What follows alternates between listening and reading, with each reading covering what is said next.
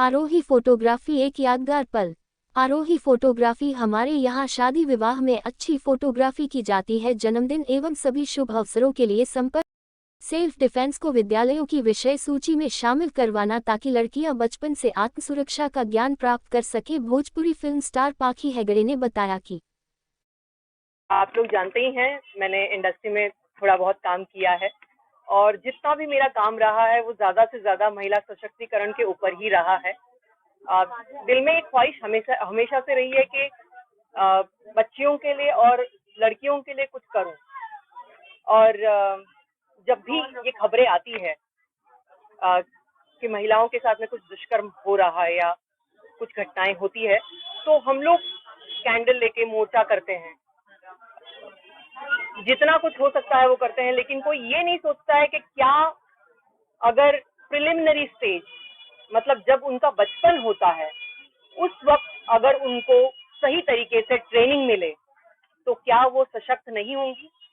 क्यों हमको टेंशन करना है कि वो 10 साल की होगी, उसके बाद में उसको भेजने के लिए तकलीफ में रहे हम कि वो कहाँ जा रही है।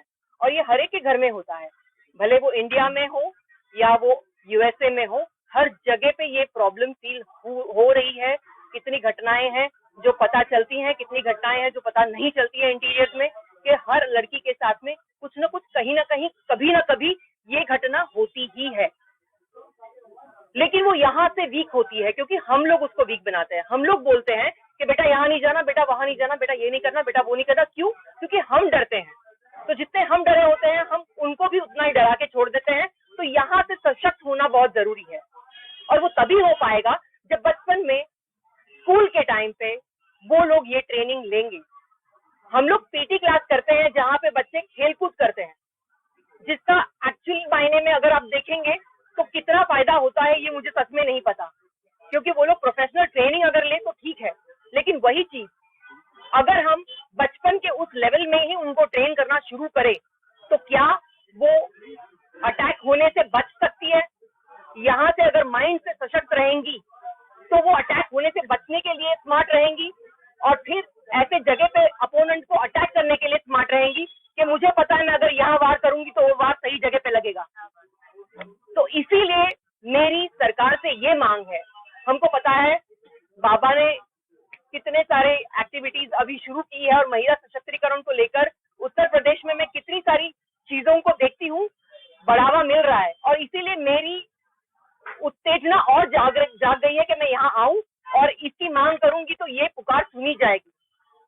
आप लोग मेरी इस बात को सरकार के आगे भी रखेंगे और बच्चों को प्रिलिमिनरी लेवल पर एजुकेशन सिस्टम में सशक्तिकरण होना जरूरी है।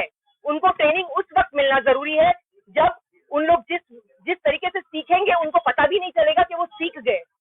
उसके बाद में उनको वो कला को अवगत करने के लिए ट्रेनिंग नहीं लेनी पड़ेगी, वो उनमें ऑलरेडी अवगत होगी। क्योंकि हम अगर बच्चों को बचपन में सिखाते हैं स्विमिंग करा दो, सिंगिंग करा दो, 6 साल तक बच्चा यहाँ से बड़ा सशक्तिकरण के हिसाब से भी वो अगर देखेंगे तो उस वक्त वो बहुत माइंड से स्ट्रांग हो जाएगा। और माइंड से अगर स्ट्रांग होगा तो हमको ये प्रॉब्लम जितनी फेस करनी पड़ती है वो प्रॉब्लम 100% कम हो जाएंगी। तो मेरी सिर्फ मांग ये है कि महिलाओं को सशक्तिकरण की जब हम बात रखते हैं तो क्यों नहीं स्कूल के लेवल पे, यहाँ पर जी